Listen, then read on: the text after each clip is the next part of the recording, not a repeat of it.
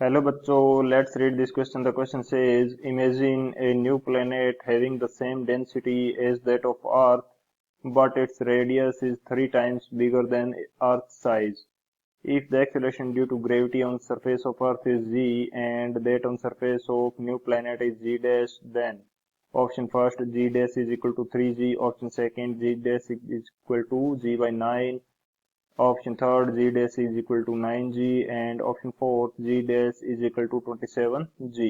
इस क्वेश्चन के अंदर हमें बोला गया है कि एक नए प्लेनेट की कल्पना करनी है जिसकी डेंसिटी तो अर्थ के समान है लेकिन इसकी रेडियस क्या है, 3 टाइम्स बिगर है अर्थ से। तो इसके ऊपर एक्सीलरेशन ड्यू टू ग्रेविटी क्या होगा। तो बात करते हैं की कंसेप्ट की। की कंसेप्ट इस क्वेश्चन के लिए हमारे पास क्या यूज होने वाला है।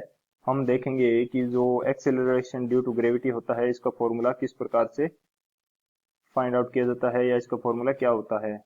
तो यदि मैं यहाँ पे लिखता हूँ एक्सीलरेशन ड्यू टू ग्रेविटी, यानी कि ग्रेविटी के कारण एक्सीलरेशन कितना होगा, तो ये फाइंड आउट किया जाता है यदि इसको शो किया जाए जी से। इसकी वैल्यू होती है G M by R square के इक्वल, जहाँ पे कैपिटल जी क्या है, ये है हमारे पास gravitational constant, m is the mass of the planet and r is the radius of that planet। तो इसकी कंसेप्ट की हेल्प से इस क्वेश्चन को सॉल्व करते हैं। बात करें यदि सॉल्यूशन की, तो सबसे पहले मैं मास लिख लेता हूं कि जो मास ऑफ अर्थ है ये मैं एज्यूम कर लेता हूं हमारे पास कितना है, m है, एंड जो हमारे पास रेडियस ऑफ अर्थ है इसकी वैल्यू है हमारे पास r।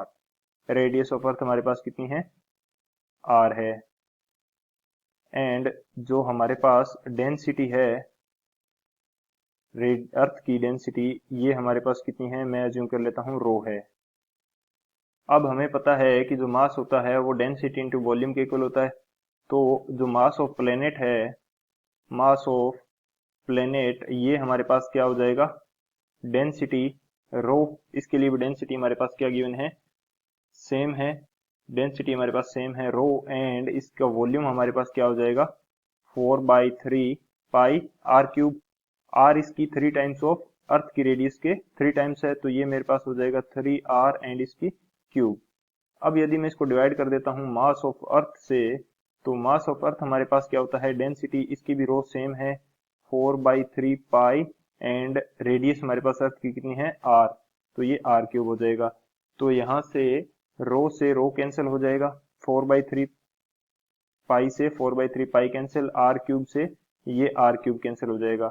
यानी कि जो मास ऑफ प्लेनेट है, मास ऑफ प्लेनेट ये हमारे पास कितना आ जाएगा, 27 times of mass of earth, 27 times mass of earth आ जाएगा। अब ये वैल्यू यदि एक्सीलरेशन ड्यू टू ग्रेविटी के फॉर्मूले में पुट कर दी जाए तो हम इसके लिए जो एक्सीलरेशन ड्यू टू ग्रेविटी है ये फाइंड आउट कर सकते हैं। सबसे पहले देख लेते हैं कि यदि अर्थ के लिए हमारे पास क्या है, जी है एक्सीलरेशन ड्यू टू ग्रेविटी, तो इसकी वैल्यू हमारे पास हो जाएगी जी। मास ऑफ द अर्थ हमारे पास है m, and radius of the earth ये हमने यूज की है r, तो ये r स्क्वायर हो जाएगा। इसी तरह से जो जी प्लेनेट है, प्लेनेट के लिए हमारे पास कितना हो जाएगा, ये हमारे पास हो जाएगा G capital G into mass of the planet, ये कितना है 27 times of mass of earth जो कि है m by r square. r इसके लिए कितना है 3 times of the radius of earth, तो ये आ जाएगा 9r स्क्वायर। तो जो जी प्लेनेट के लिए आएगा इसकी वैल्यू हमारे पास आ जाएगी 3 times G capital M by R square. ये हमारे पास किसके इक्वल है, जी के इक्वल। तो जो जी पी प्लेनेट के लिए आएगा ये हमारे पास कितना आ जाएगा 3 टाइम्स ऑफ जी, यानी कि जी डैश की वैल्यू हमारे पास कितनी आ जाएगी 3 टाइम्स ऑफ जी।